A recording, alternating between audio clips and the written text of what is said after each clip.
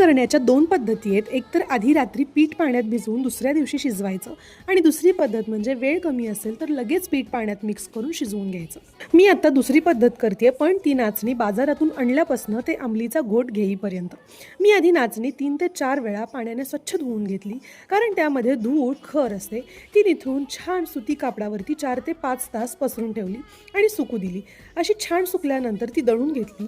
मग 2 चमचे पीठ घेऊन 2 वाटी पाण्यात गुठळ्या विरघळूपर्यंत मिक्स केलं. तोपर्यंत एका बाजूला मोठ्या भांड्यात मी पाणी गरम करायला ठेवलं. त्यात 2 चमचे मीठ घातलं आणि थोडं पाणी गरम झाल्यावर त्यात नाचणीचं पीठ हळूहळू घालण्यास सुरुवात केली.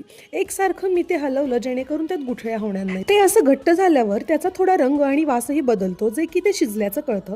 एक उकळी आली की त्यात आपण ठेचलेला लसूण आणि जिरं घालायचं. छान मिक्स करून 5 मिनिटं उकळून द्यायचं आणि थंड करायला ठेवायचं. थंड झाल्यावर ते आणखीन घट्ट होतं. आता एका छोट्या भांड्यात 2 पळी आंबील घेऊन त्यात बारीक चिरलेली कोथिंबीर आणि वरून ताक घालायचं आणि छान ढवळून तयार आहे थंडगार, सात्विक, न्यूट्रिएंट्सने भरपूर, उन्हाळ्यात थंडावा देणारी नाचणीची आंबील.